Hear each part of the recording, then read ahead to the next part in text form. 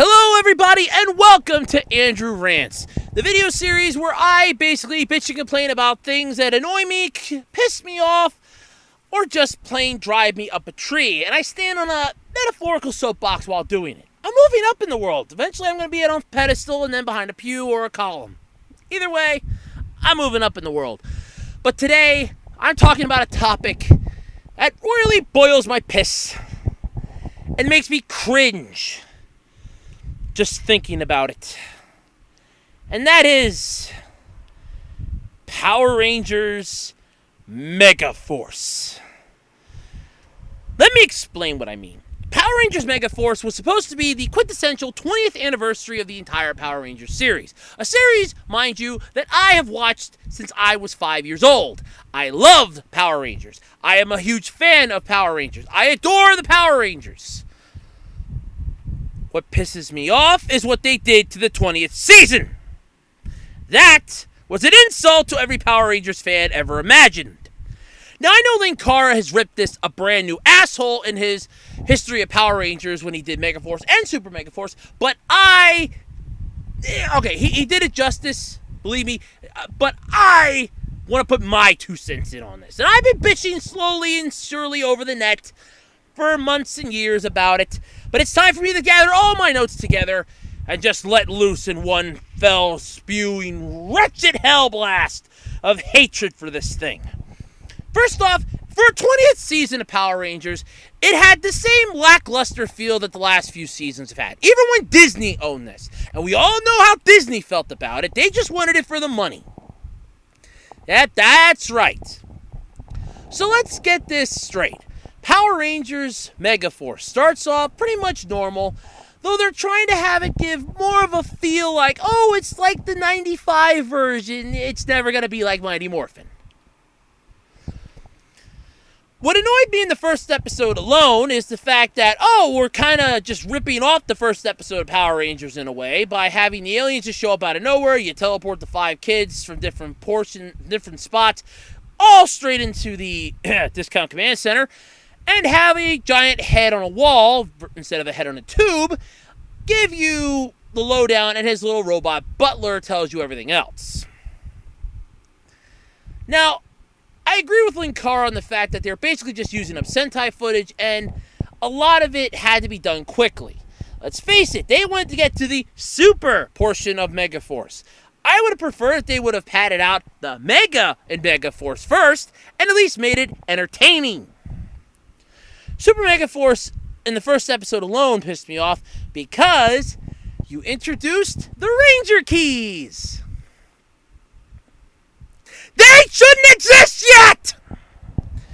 The Ranger Keys are from Gokaiger.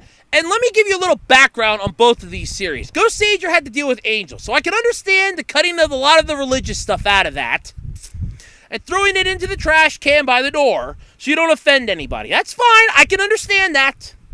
Am I a fan of it? No. But I can understand it. So you're left with sort of a hodgepodge of what's left. It's a show of its former self. That's fine. You did the best with what you could. You could have done better, but... okay, screw it. You could have done a way better than that. But you took the wonderful series of Gokaiger, which got me hooked on the Super Sentai series as a whole because I was able to do history on all of it thanks to Gokaiger. And you effectively just destroyed it. You put the Ranger Keys surrounding this Discount Command Center right off the bat. Oh, first off, congratulations on that, by the way. That was a joke, right? No, Ranger Keys are lining the damn thing. Well, we already know where they're getting the Megaforce thing. What the hell? They shouldn't exist yet. They should have just been lights in a tube, like a solid tube of light. And then in the Super Megaforce, then make them appear. But it gets worse. It gets worse. It gets worse. In the original Power Rangers episode Day of the Dumpster, the teens weren't exactly thrilled with becoming superheroes. So much to the point where they just left the command center and then got attacked by putties. Trying to copy this, they had the teens attacked by the Loogies. Why, Saban? But it's not the worst thing yet. let's get into the Zords. Oh, yeah, the header Zords. Now, I can understand a point of the Zords and everything else because, again, it's Sentai footage that they're burning through. That's fine. What bothers me is the fact that, when you make the Ultra Zord, did you happen to notice that weird little out-of-place robot on the back of it? Yeah! There's a little history lesson in there. See, there was a character in Ghost Ager called DATS, or DATS. That's him. He combines with the other team. He combines with the team to help them fight. Yeah. We don't have that here in the U.S. Why? Because he was a freaking arcade machine and they don't want to have kids gambling here in the U.S. So that entire thing was basically thrown out. Nobody even really noticed it. I don't even think Linkara noticed it. They have Gosei giving out all the shit like candy. Oh yeah, here, have some new Zords, have some new powers. It's like Oprah. You get a car, you get a car. Except this case, you get new powers, you get new powers, you get new Zords, you get new Zords. Everybody's getting free shit. And the people at home are getting the middle finger. But it gets even worse from there. You get Robo Knight. Now, Robo Knight is about the only decent thing in this show. I like robots. In fact, I'm still trying to get my hands on a Robo Knight figure because that is really the only saving grace that this show has. And I mean that wholeheartedly. It is the only saving grace. But let me explain more. Robo Knight basically is cold and mechanical. It is basically more emotionless than your lead actor. Yeah! And everybody's made the same assumptions and characteristics and comparisons. The entire first season was a gigantic middle finger to fans. Now, I will admit, it ended so beautifully. It got me psyched. It's over. That was freaking sweet how it ends. It was amazing. Robo Knight disappears, Troy goes out to find him, and the Armada's invading, blowing shit up. Super Mega Force starts, and you just get bitch slapped once again by stupidity. Because they don't even want to follow through on what they did in the first one. Oh yeah, okay, we're just going to use the Sentai footage from Gokaiger. Yeah, I mean, it's a full-scale invasion. Linkara even pointed this out. It's a full-scale invasion, the likes of which Countdown to Destruction had.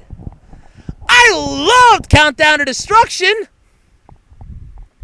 Well, what made the first episode a lot better, in my opinion anyway, is, I don't know, make the Megaforce powers be destroyed. Like, they're fighting the X-Borgs, and, they have to retreat, and you just see each one of them retreating after they split up to try to help as many people as they could. They retreat back to the discount power chamber where their powers just completely dissipate. The morphers turn to stone and just crumble. Or just turn to stone in general. And you have Gosei there going, I was afraid this would happen. That there might be a threat more powerful out there than even the likes of us could understand. So that's when you reveal the Ranger keys and give them the new morphers and tell them that this is your new power. That would have been amazing. Instead, we get Super Mega Force of, you still have your Mega Force powers. Oh, and by the way, here are your new morphers to go into a Battleizer type mode.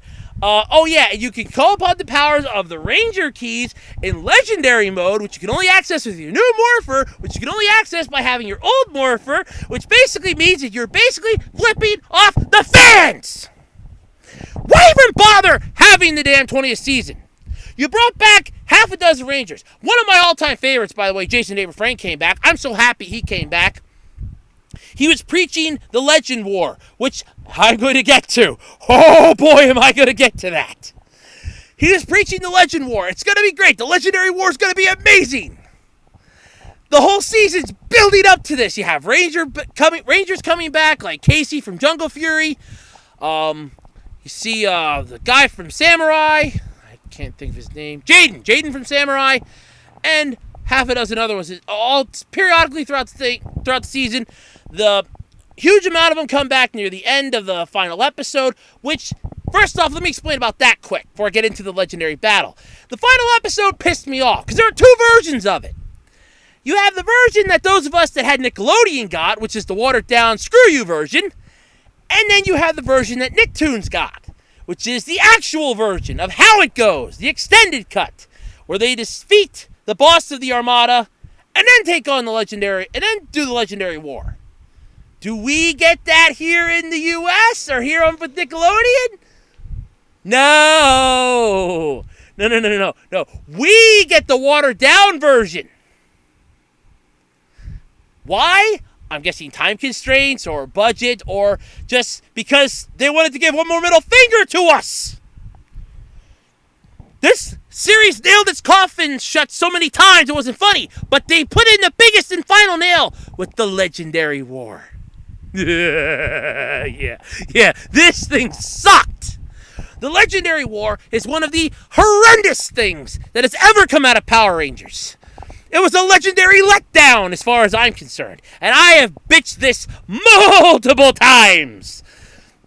The legendary war is without a doubt the biggest screw you to the fans that we have ever gotten. And I'm talking big time. The ending of RPM was better than this. And I actually kind of liked RPM's ending. It was kind of sweet and touching, but at the same time it did kind of suck a little bit. But that was better than the legendary war. Hell, the crappiest battle sequence from Mighty Morphin was better than the legendary war. You had Rangers from Sentai series, which never existed here in the U.S. Like from Go Ranger all the way to Jetman. Yeah, none of those existed here in the U.S. I've already complained about this in another Andrew Rant video, asking why there were no pre-Super Sentai, pre-Zoo Ranger stuff. I would love to have like Jetman, Maskman, Liveman here in the U.S. as adaptations, even just as a standalone show. How do they write this off in the show? They're alien rangers from another planet. Like the Aquatarian Rangers were the Cocker Ranger suits. Because that's what happens when you have to use Die Ranger footage in an episode. It's like, how are they going to make this one? Oh, they're alien rangers from another planet and another world. That makes no fucking sense! But anyway, the legendary war was such a humongous letdown that I even wanted to scream, why, at the top of my lungs. You bring back Robo Knight, who supposedly died and was gone, but no, you bring him back for the legendary war. That's fine. You showed his freaking Ranger key, and he was still missing half a dozen times as, one of Orion's, transformations.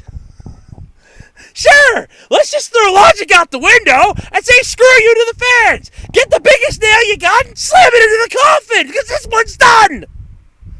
But anyway, I'd like to know what you think out there. Do you think Power Rangers Megaforce and Super Megaforce was a joke? Or do you think that it was one of the... Alright, let's face it wasn't really that good of a season. But do you think it was better than most of the other ones, or was it on par? Was it alright in your opinion? Or do you agree with the consensus of about 50% of the people and say it sucks? I know this is a split 50-50, but I want to know what your opinions are and what your thoughts are.